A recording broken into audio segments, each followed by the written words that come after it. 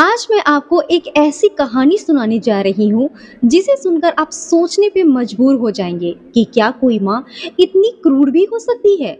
ये कहानी शुरू होती है एक 5 साल की बच्ची के एक वायरल वीडियो से, जिसमें वो अपने ताऊ, दादी और बुआ पे ऐसे गंभीर आरोप लगाती है कि पूरा परिवार जेल चला जाता है।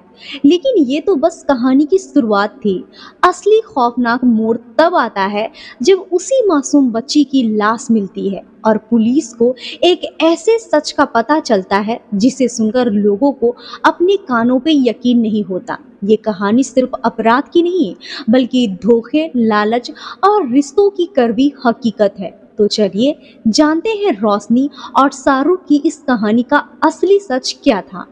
मैं हूँ रूपा और आज हम बात करेंगे रोशनी शाहरुख केस के बारे में। ये कहानी उत्तर प्रदेश की राजधानी लखनऊ के लाल खंडारी बाजार से शुरू होती है। इसी इलाके में एक 4 मंजिला मकान था जो दिखने में काफी बड़ा और शानदार था। इस मकान की पहली और चौथी मंजिला पर एक ही परिवार के लोग रहते थे। पहली मंजिला पर घर के बड़े बेटे सलमान अपनी माँ परवीन और 2 बहनों के साथ रहता था। ये सभी एक साथ रहते थे और इनके बीच में बहुत प्यार था। वहीं चौथी मंजिला पर घर के छोटे बेटे शाहरुख अपनी पत्नी रोशनी और प्यारी चुलबुली 5 साल की बेटी सोना के साथ रहते थे। बीच की 2 मंजिला इन्होंने किसी और परिवार को बेच दी थी, इसीलिए उनका घर 2 हिस्सों में बट गया था, लेकिन रिश्ता अभी भी एक था। ये परिवार काफी समृद्ध था, उन्हें पैसों की कोई खास दिक्कत नहीं थी। शाहरुख एक ट्रैवल एजेंट के रूप में काम करते थे और अच्छा खासा पैसे कमाते थे। उनकी पत्नी रोशनी भी एक तरह से आधुनिक दुनिया का हिस्सा थी। वो एक सोशल मीडिया इन्फ्लुएंसर थी जो इंस्टाग्राम और फेसबुक पे वीडियो अपलोड करके अपनी एक पहचान बना चुकी थी। वो भी थोड़ी बहुत कमाई कर लेती थी, जिनसे उनके परिवार की आर्थिक स्थिति भी मजबूत हो रही थी। सब कुछ बिल्कुल ठीक ठाक चल रहा था, घर में खुशहाली थी और किसी को ये अंदाजा भी नहीं था कि आने वाले दिनों में उनकी खुशियां ऐसे छिन जाएगी। लेकिन फिर वो मनहूस दिन आया, 23 अप्रैल 2025 की। शाहरुख किसी काम से अमीनाबाद इलाके में गए थे, तभी अचानक उनकी बाइक का एक्सीडेंट हो गया। एक्सीडेंट इतना भयानक था कि उन्हें बहुत गंभीर चोटें आई और उन्हें तुरंत अस्पताल में ले जाया गया। डॉक्टर ने उनके पैरों का ऑपरेशन किया और उसमें रॉड डाली। रोशनी एक अच्छी पत्नी की तरह शाहरुख की देखभाल के लिए अस्पताल में ही रुकी। इस दौरान उनकी 5 साल की बेटी सोना घर पे अपनी दादी और ताऊ और बुआ के साथ थी।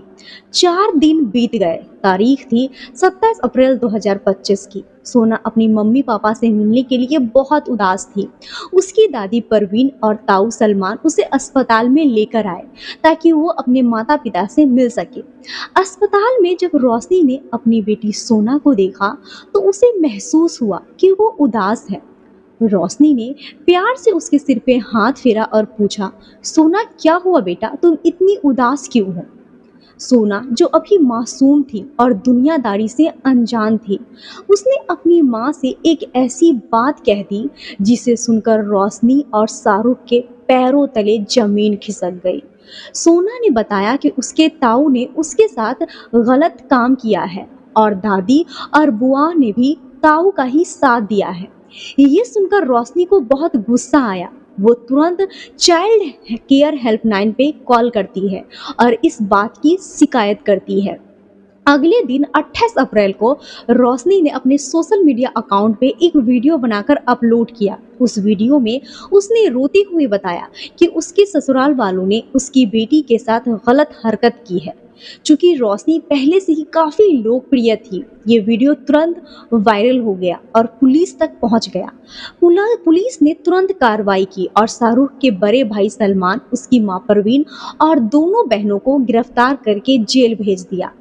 अस्पताल में शाहरुख ये सब सुनकर परेशान था। उसने बार बार रोशनी से कहा कि जरूर कोई गलत फहमी हुई है रोशनी, मेरे भाई, मेरी माँ और बहनें ऐसा काम नहीं कर सकते, तुम ये केस वापस ले लो। लेकिन रोशनी ने उसकी एक न सुनी। ऐसा लग रहा था कि वो अपने परिवार वालों से बदला लेना चाहती थी।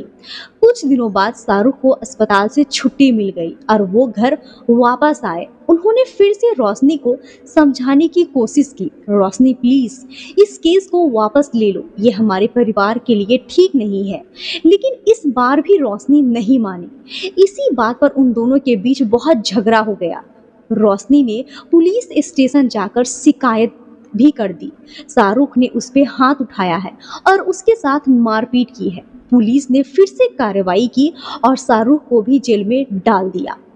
अब रोशनी पूरी तरह से अकेली थी। उसका पति और पूरा परिवार जेल में था। घर की 2 मंजिला खाली थी और वो अपनी बेटी सोना के साथ अकेली रहती थी।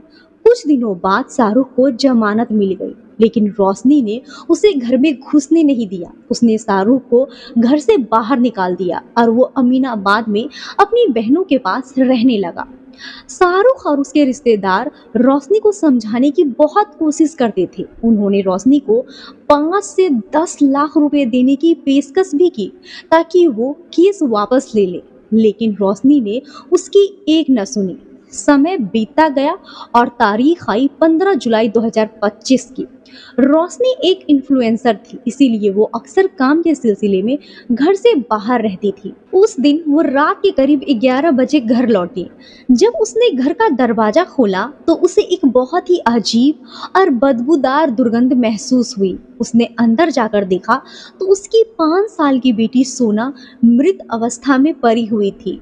सोना की लाश देखकर रोशनी ने चिल्लाना शुरू कर दिया और उसने तुरंत आस पड़ोस के लोगों को इकट्ठा किया और पुलिस को भी बुलाया। पुलिस मौके वारदात पे पहुंची और उसने देखा कि घर में बदबू बहुत ज्यादा आ रही है। लाश काफी पुरानी लग रही थी।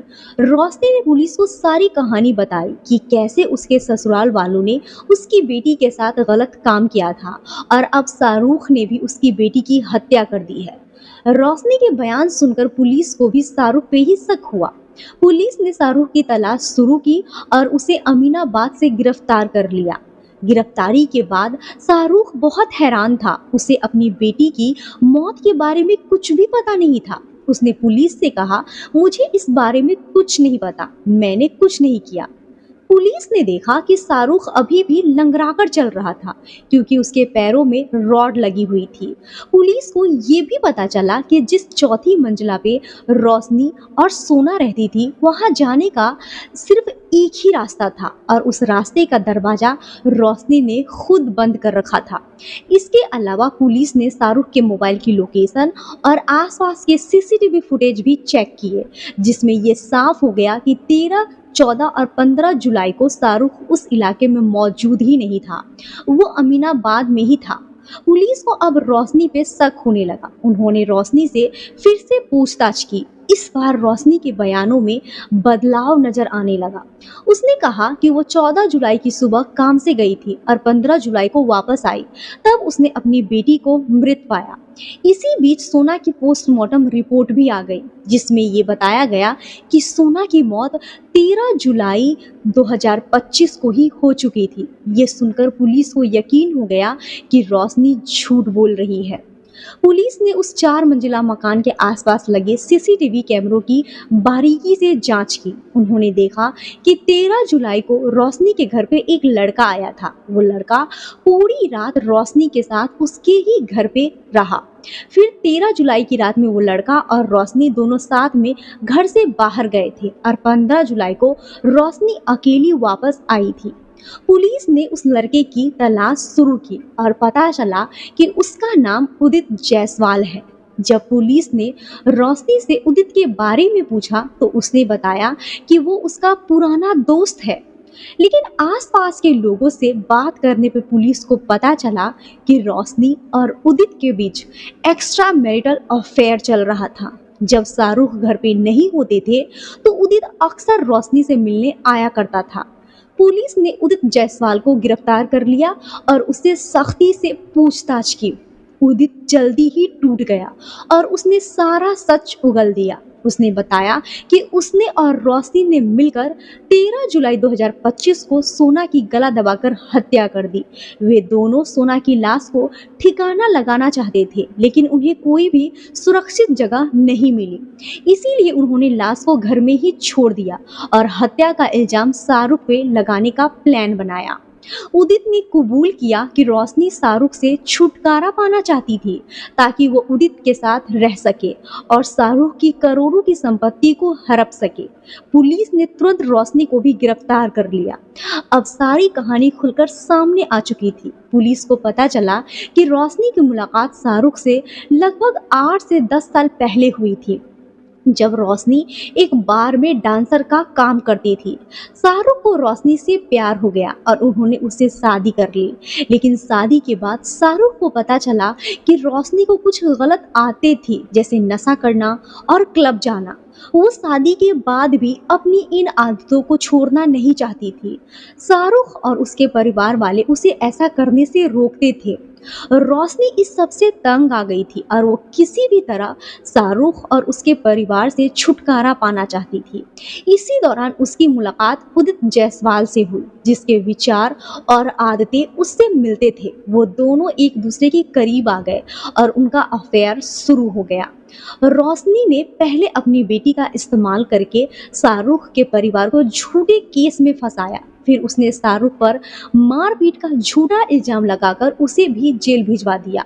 जब उसके रास्ते से सभी लोग हट गए, तो उसने खुलकर उदित के साथ रहना शुरू कर दिया। 13 जुलाई 2025 को जब ये दोनों घर में पार्टी कर रहे थे, तो सोना ने उन्हें देख लिया। सोना ने अपनी माँ से कहा कि वो ये सब अपने पापा को बता देगी।